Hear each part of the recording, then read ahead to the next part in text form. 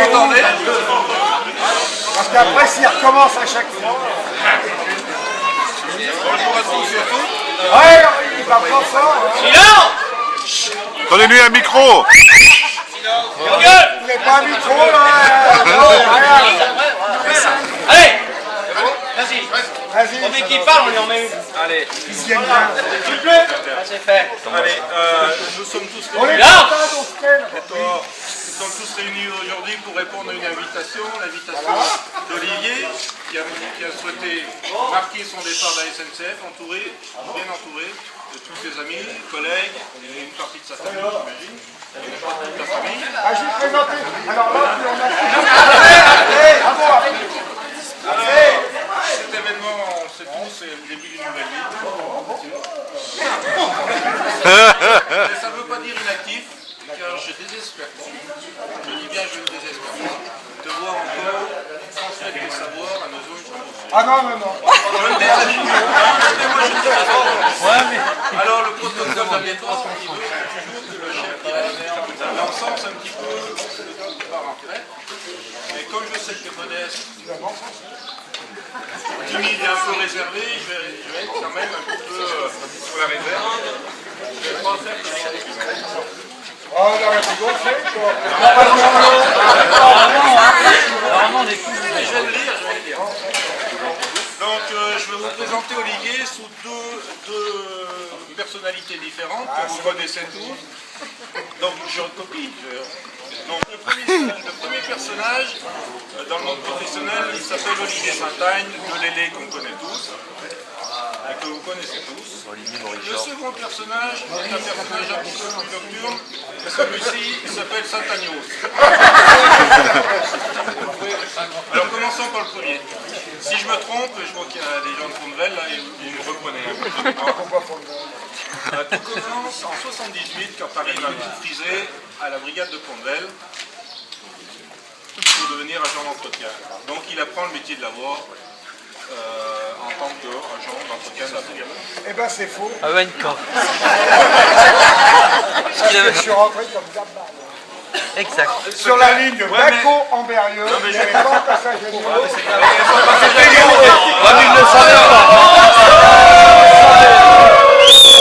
Regardez les lunettes. Non. Donc il rentre pour garder des barrières, il n'y a pas de barrière, je suis désolé. Oui, mais c'est un peu les barrières automatiques. Une barrière. C'est lui qui l'a embauché.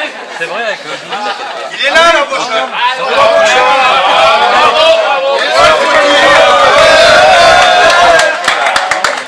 Oh, chef. c'est lui qui l'a embauché comme Gaspard. Ah, tu avais expliqué, qui m'a expliqué. On n'entend rien.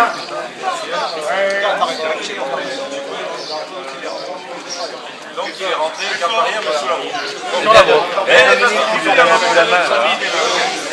Donc 4 ans plus tard, l'homme est pressé, il devient chef de brigade, adjoint CBRP2, et là il monte à l'étude avec Avec des raquettes. Avec J'ai suivi. Salut. Donc cette ligne elle est particulière parce qu'elle a un tracé très sinueux. Et là par contre il y avait le même moustache du sud-ouest. il y avait des gabarits. Voilà. Et donc, Ouais, c'est une barrière. sans le savoir, il va apprendre tout ce qu'on appelle la géométrie de la voie et la gestion du personnel qui vont lui être bien utiles pour la suite de sa carrière. Je t'ai bien aidé. Hein. Je t'ai bien aidé. Donc, en 85, tu fais un grand pas, tu intègres les équipes régionales. Ah non, moi je peux pas. Là, tu vas me faire Donc en 85, on lâche les sur la région, l'Ain, l'Isère, la Haute-Savoie et la Haute-Savoie. Oui. Oh mon Dieu. Non. Haute-Savoie. Le Savoie, l'hiver est là. Pareil. Il devient le spécialiste nivellement, c'est-à-dire qu'il va de gare en gare faire des visées, ce qu'on appelle des visées, pour préparer des chantiers de nouveaux engins. Ces engins s'appellent les dreuses, et on commence à arriver à cette période-là. Alors je voudrais juste que vous imaginiez un petit peu le topo, c'est le cas de le dire. Olivier Saint-Agne, avec une mire, un viseur, peut-être même d'autres outils, qui prend le train pour aller d'une gare à l'autre. Parce qu'à ce moment-là, on se déplaçait en train. Et donc arrive l'année 1988, et là tu franchis encore un nouveau pas, et là tu intègres la famille des boueurs. 88.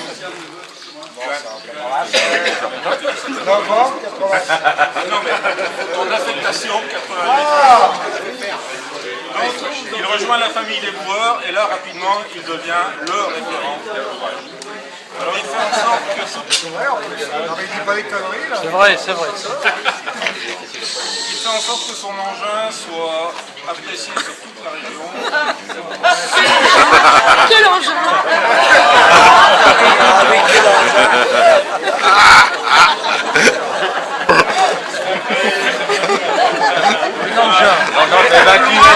Plus loin, Toulouse, on donne un représentant, je sais pas où. Oui, Jean-Michel. Marseille, Paris, Sens, Brive. On va dire que toute la France connaît les laits. C'est français. Il aura travaillé 25 ans sur son engin, sur sa boureuse. Je vais vous donner son surnom, c'est la Foufoune. La Foufoune comme il l'appelle. C'est cool. 25 ans de travail sur un engin. Si ça avait été une femme, alors là on parlait d'amour, mais dans ce cas-là, c'est un engin, on va parler de passion. Donc après j'avais une question et ensemble des preuves, avez-vous une idée du nombre de kilomètres bourrés en 25 ans par jour?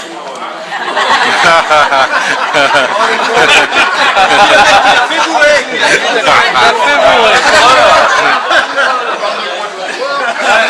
Non mais la région est grande. Donc vous allez préparez-vous, vous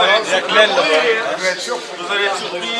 La boureuse, son engin, a pratiquement 7 millions de plongées, donc ce qui correspond à un total de 4 140 000 km bourrés.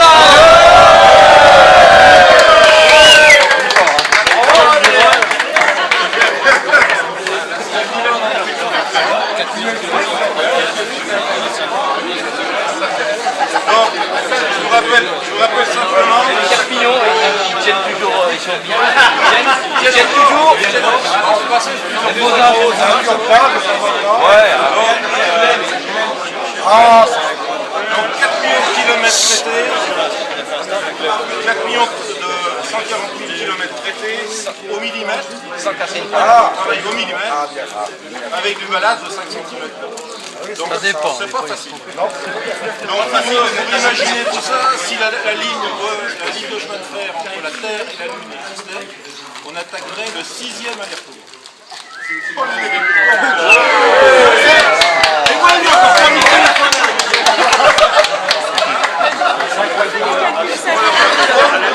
Donc,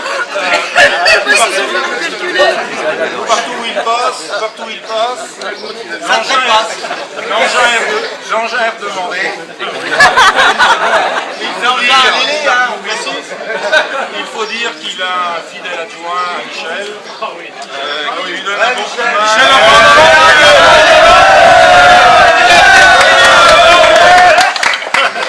Allez, vas-y, Michel. Il a un bon adjoint.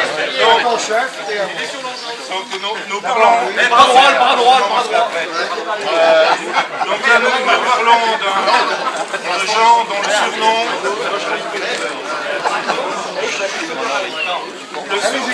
Le surnom de ces gens-là, de son équipe, c'est assez vague. Ce sont les horlogers du rail. Les quoi? Donc vous avez compris, le plus grand développement qu'on puisse faire, c'est de dire tu es un peu. Merci. Voilà, là c'est la partie Olivier Saint-Denis. Donc je vais commencer à parler maintenant de l'autre personnage qui amène beaucoup de discussions, qui est plus dans l'aspect amitié, notre ami Saint-Agnos. Saint-Agnos, quand moi je pense à Olivier, je pense toujours évidemment. Quand on va un petit peu plus loin, avec la boureuse, il y a une seconde partie de sa vie qui est dans le wagon et le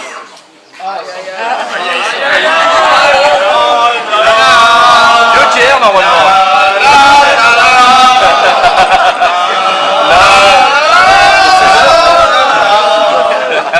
Pardon.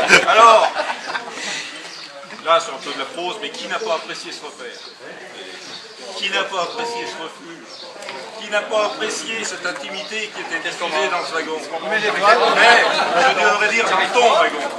Dans ton wagon. Tout le monde est bienvenu, il n'y a aucun souci là-dessus. Tout le monde est bienvenu. Mais par contre, il fallait respecter certaines règles. Voilà. Donc pas de détérioration du wagon. Obligation de protéger. On pose ces choses ensemble. Obligation de vous trouver des chantiers, bien évidemment. Interdiction de présence féminine. Ça, c'est interdit. Les gens qu'on est au 3, Mais t'as pas été sur la Et la dernière des choses, interdiction d'alcool, mais je pense que l'encadrement parfois est naïf. Donc les repas dans le wagon, même les plus simples, j'en ai fait beaucoup avec lui et avec son équipe, deviennent des moments privilégiés. Les discussions en bâton rompu, il y en a eu à tous les repas. Les sujets qu'il ne fallait surtout pas aborder, c'est-à-dire la politique, dans le travail.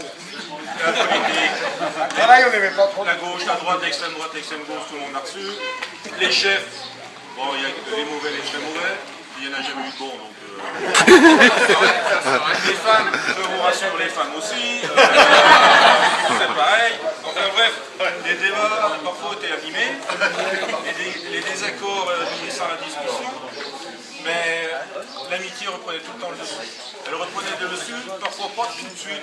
Quelquefois, un jour ou deux plus tard. Mais enfin, elle reprenait toujours le dessus. Et tout coulait, on va dire, correctement, et tout repartait de plus belle. Alors dans son rôle de manager, Olivier Saint-Agneau, il a impliqué tous ses collaborateurs. Alors, impliquer ses collaborateurs, j'ai pensé tout de suite à la gestion des congés. Tu avais une façon de gérer les congés de tes agents qui était assez exceptionnelle.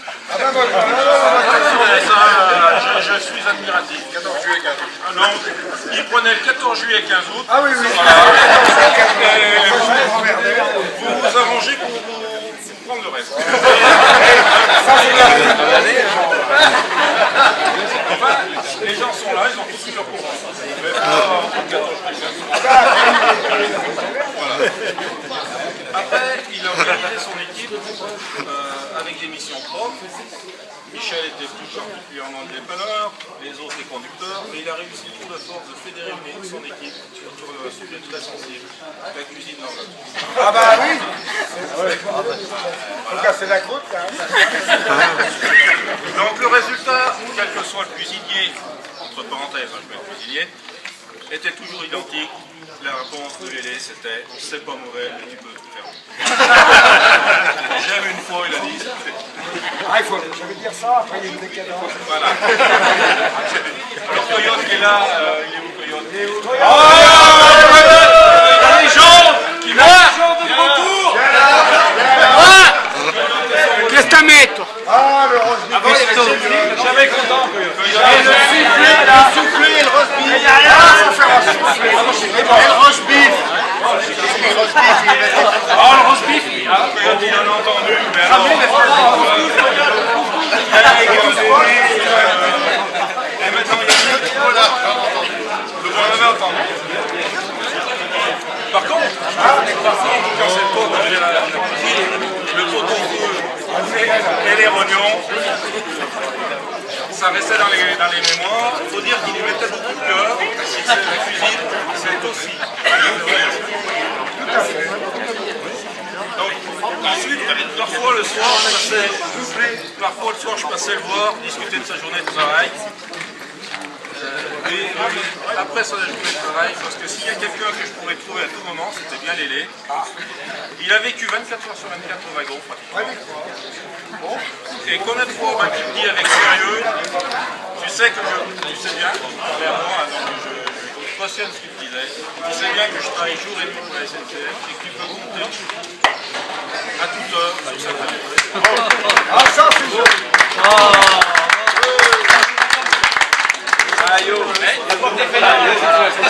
Après, il y avait une virgule, j'ai oublié, j'ai pas fini ma phrase. Par contre, je vous ai dédommagé, je prenais quelques vendredis.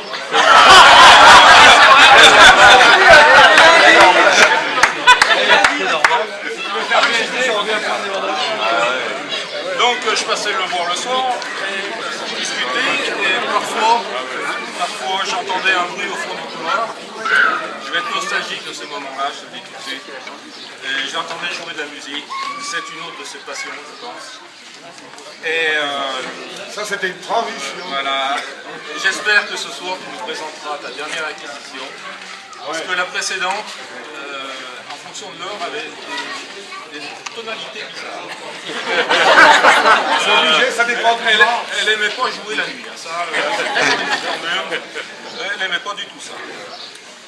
Donc j'espère qu'elle va la nouvelle amie. D'accord. Donc, et je vais rester sur une dernière passion qu'il avait, parce que des passions il en a des tonnes, c'est la navigation. Il m'a expliqué plus ou moins la navigation. Qu'est-ce que je fais Pour le vaudou, j'imagine, parce qu'on a vu qu'il y avait un très très beau en arrière. Donc il a tenté, je dis bien, il a tenté de m'expliquer les caps, les étoiles, ne pas se perdre en mer, de ceci et cela, le compas, enfin tout ça, des heures et des heures, mais jamais une fois il m'a expliqué comment il avait fait pour rentrer dans une vache avec son bateau au bord de la Corse. Ça restera une énigme. Je pense que ce soir, vous pourrez tous l'interroger parce qu'il y avait quoi dire là-dessus. Elle était bleue, la vache. Les chocolats, Elle était bleue. Donc, les mauvaises langues, mais ça, c'est les ils disent que les glaçons, ce jour-là, On avait dit, avait du mal. surtout, on n'en parle pas de cette histoire de vache, parce que là, c'est Bon, enfin bref. un Mitchoum.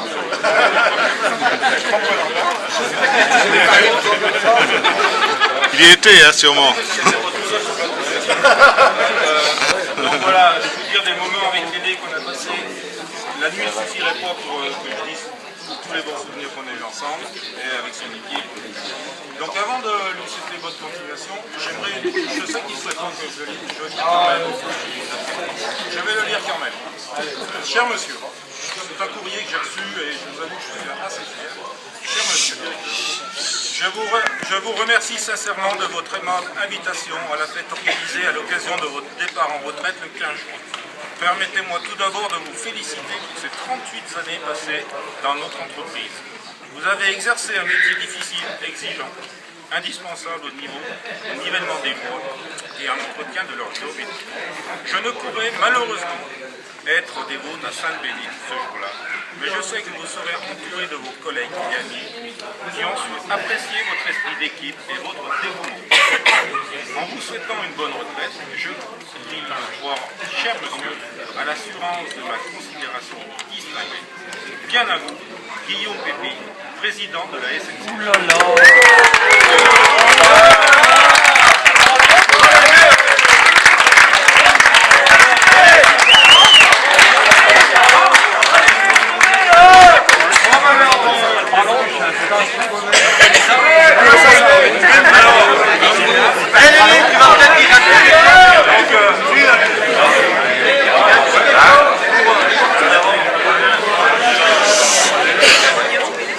Pour en finir, je pense que nous allons tous prendre un verre et je vous demanderai simplement de bien vouloir prendre votre verre dans une position. Tenez. Une fois que tout le monde aura son verre, de répéter avec moi une phrase culte dans notre milieu ferroviaire. Il n'y a pas moyen de boire frais dans cet établissement. Oh, attendez, salut. Tu arrives quoi?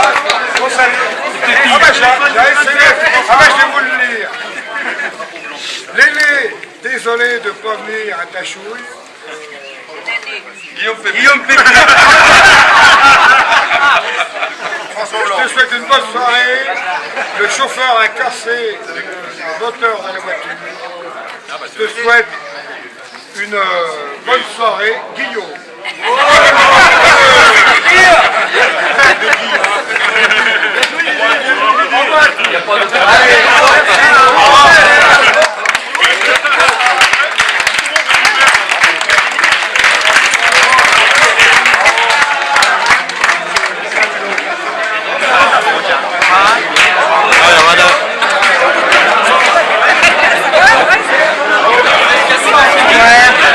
Bonjour. Ouais, elle est belle fille, elle est bien.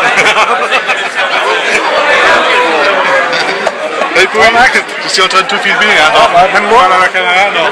Ça te gêne, hein.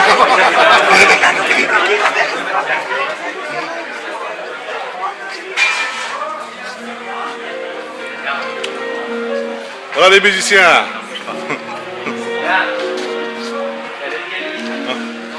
Bonjour Robert. Un petit souvenir pour l'aider. J'ai encore le verre vide.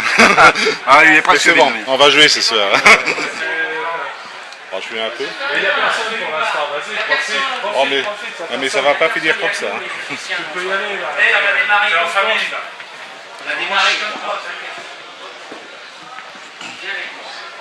C'est bien, ils vont tout ranger, c'est parfait. Hein, ouais. Voilà. J'espère qu'on va tout retrouver. Oups. Vas-y. Ah, mais t'as pas les partitions. Eh, je suis vraiment, t'as vu? Toi?